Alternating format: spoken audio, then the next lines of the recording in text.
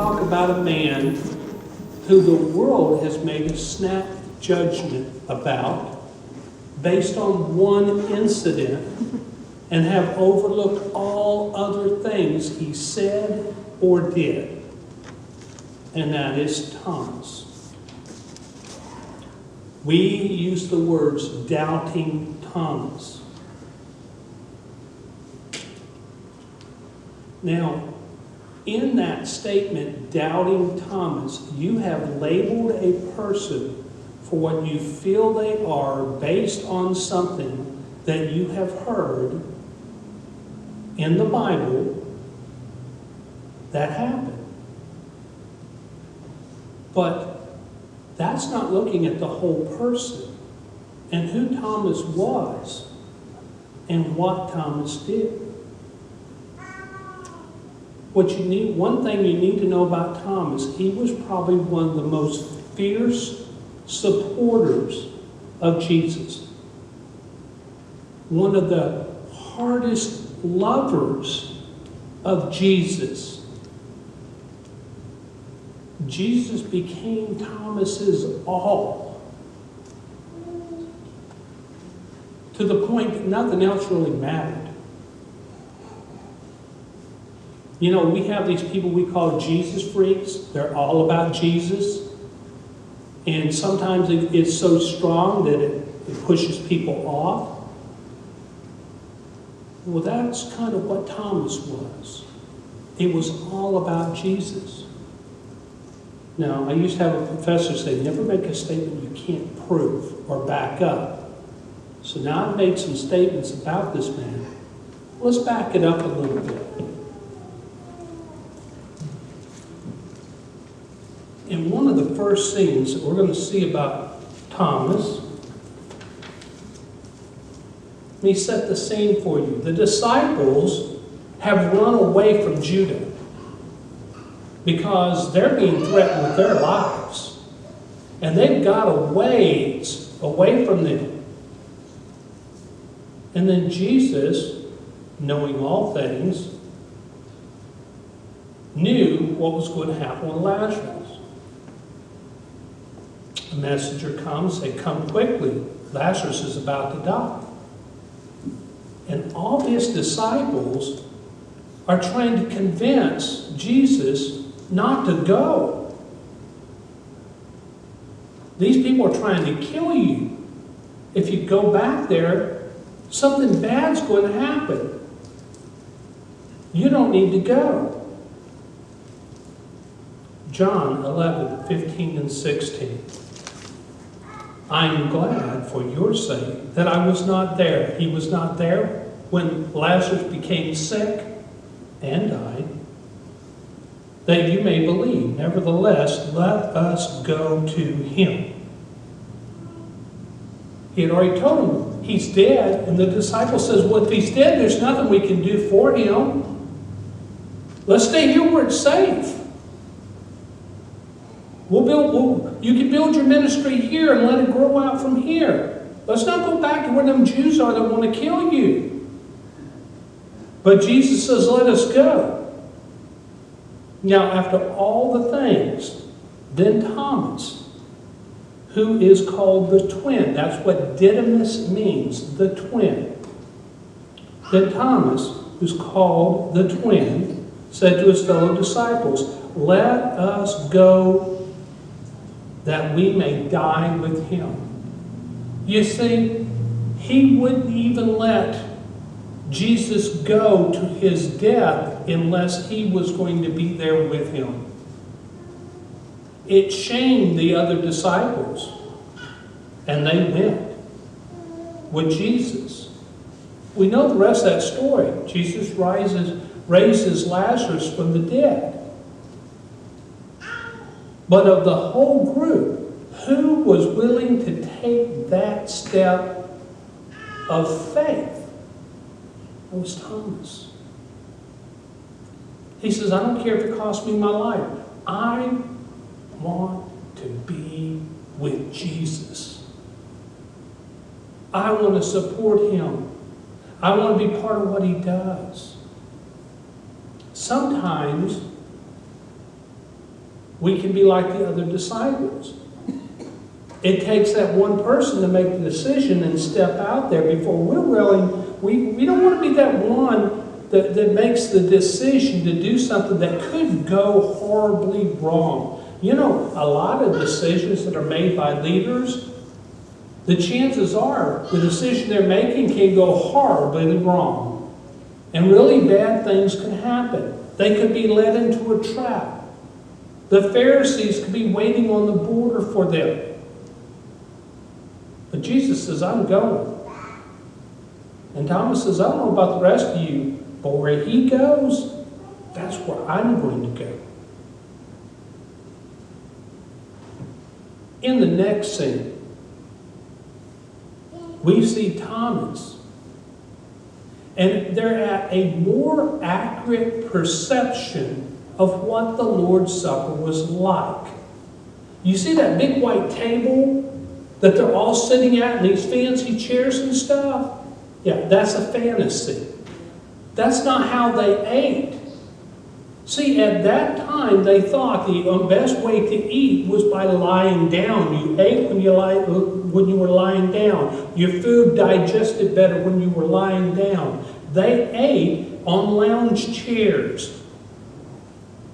That's where the statement where they talk about John, the youngest disciple, Jesus' young cousin, laying his head on Jesus' bosom. Why? Because they're laying there eating dinner, and there's John right there beside Jesus. Jesus kept close, he took care of his young cousin and kept him close to him all the time.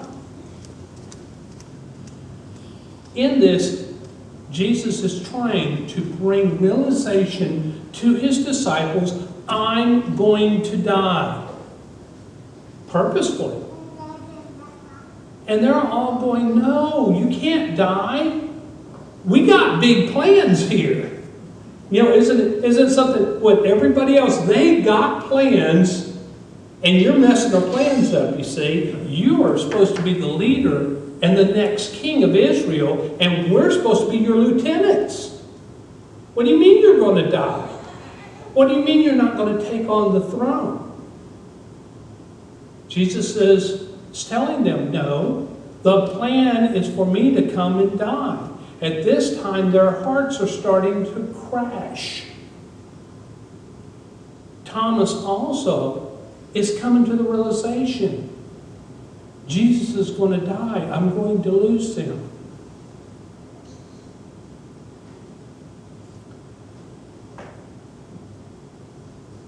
John 14, 3-6.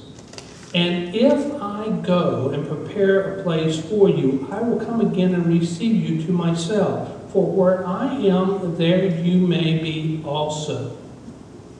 So he's trying to comfort him, saying, yes, I'm going to die, but where I'm going, you're going to be coming there with me. He's given them all assurance. You're saved.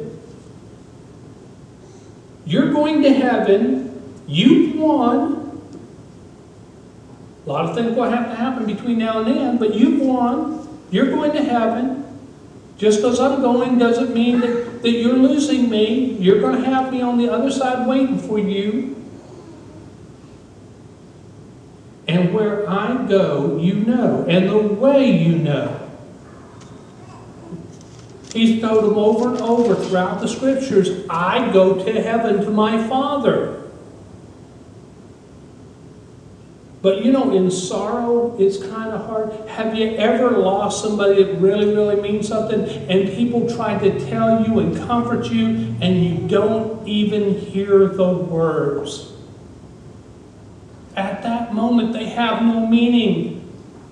When your heart is hurt and sorrowful, it's hard to hear common sense talk to you. It's hard to hear that person say, oh, it's going to be okay. Because it's not. That it's okay for it not to be okay? We have this little book that as pastors get. When we become a pastor, they give us a little book. The original one's called the Star Book. Okay, it has a little star on it. Okay, and it's things you need to do as a new pastor. But more importantly, when I was opening, I'm reading through my different books, and these books, I'm reading through there, and there's like 1 or 2 pages on things to say to the hurting, sick, and bereaved. And then there's like 15, 20 pages of things not to say. Why? Because they don't need to hear it. When somebody's laying in a hospital, you don't need to say, oh, it will be better. Because right now, it ain't better for them. I've heard it said to people that, oh, it's going to be okay. No, it's not. I'm telling you what, folks, it's been many years since my daddy died. It's still not okay. It's not okay. I am some better, as long as I don't think about it. But it just takes a thought or two to take me right back to that same place. We're human. That's the way we're built. Thomas is right there. This is a hurting, bereaved man that just found out his whole world is fixing to crash. Thomas said to him, Lord, we do not know where you go. We do not know where you are going. And how can we know the way? That's a telling statement. In that I hear, I don't want you to go. I don't want you to accept this. And if you go, how are we going to get where you are?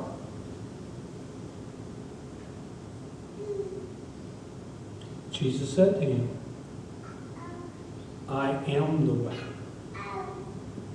the truth, and the life.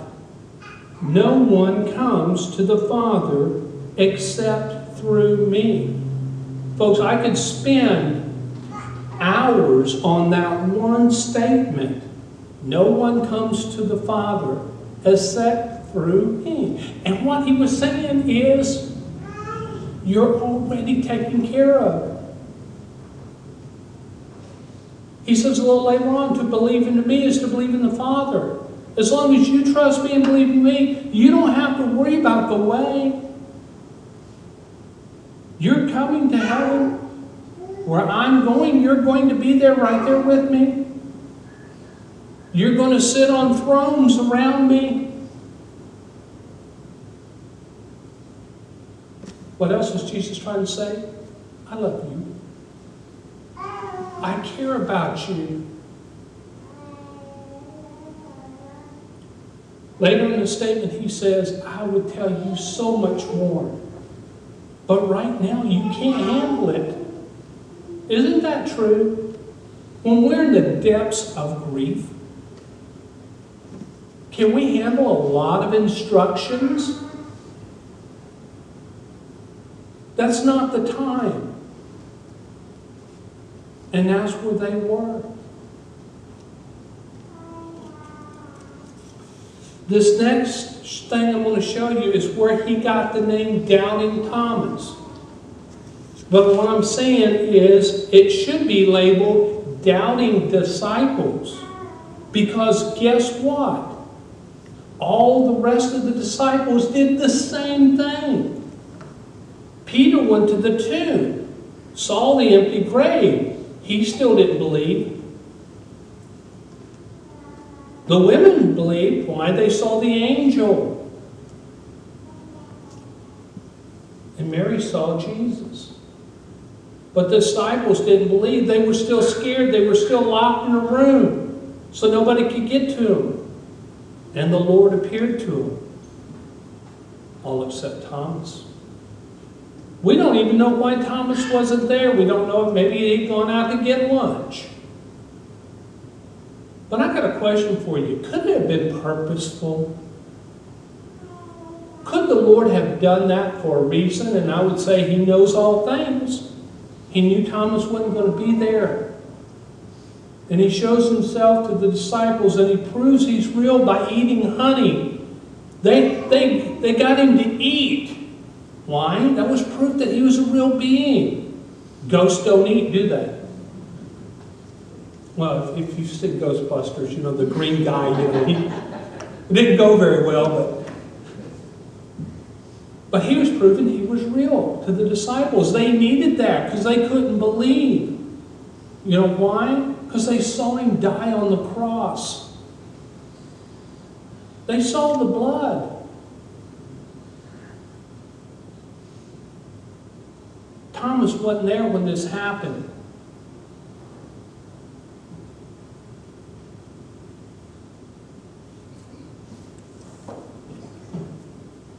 But Thomas was there when he came again. When Thomas was there the next time,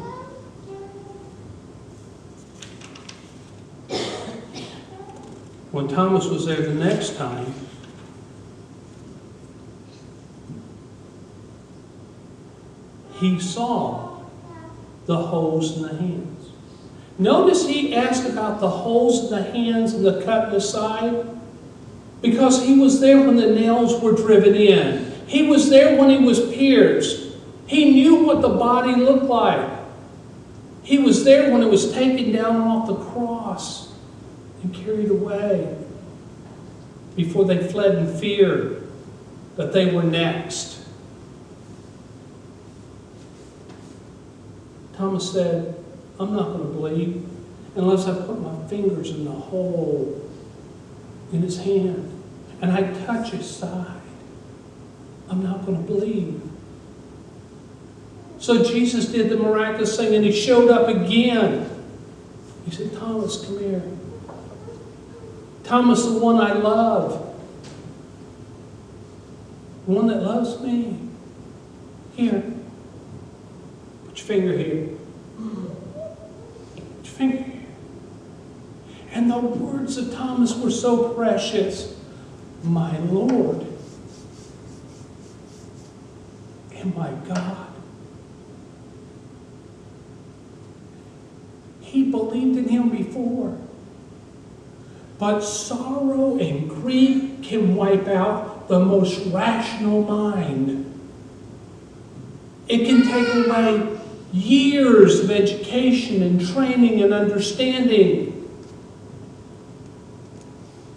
You see, when my dad died, I was already well versed in the Bible. I believed that Jesus was going to be there to get him the minute he died. But it didn't matter. I still hurt. Reasoning was beyond me at that point. That's where Thomas has been for a while before Jesus showed up and he was there. And has your world ever gone from completely destroyed to absolutely wonderful in one moment? That's where Thomas was. His world had been destroyed.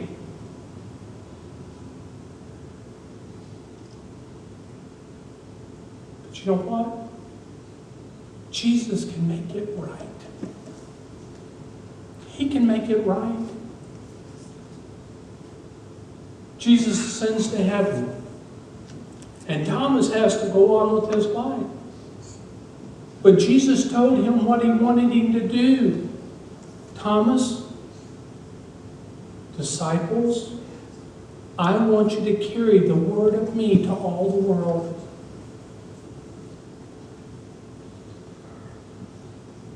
As strong as Thomas loved Jesus, he couldn't help but obey. Now, what I'm fixing to say is non-biblical, it's historical. Part of it comes from Eutychus, which was a historian of the time. Others come from different histories, Catholic tradition, and other areas. Now, what makes it so tough is the area Thomas goes to, at that time, nobody entered. You didn't go into India. Turkey and India were scary places to be. But based on the strength of Thomas's love for Jesus, he went unafraid. Church tradition and history tells us that Thomas traveled outside the Roman Empire as a missionary, possibly as far as India, to preach the gospel, which is yet another indication of Thomas' boldness. He may have reached, and I can't say the name of an Indian city, where he baptized several believers and possibly the first to bring the gospel to the Far East. This might explain why he was considered the patron saint of India. In another one, it talks about his execution. He went to the king and saved the king's wife and baptized her.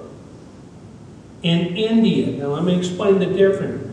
India is polytheistic, which means they believe in hundreds and hundreds of different gods. Everything is a god over there. If you've ever seen pictures of India or ever been in the area, they have temples, and those temples go way up, and all the way around them in different stairs are all the different gods to all the different things, and they worship all of them.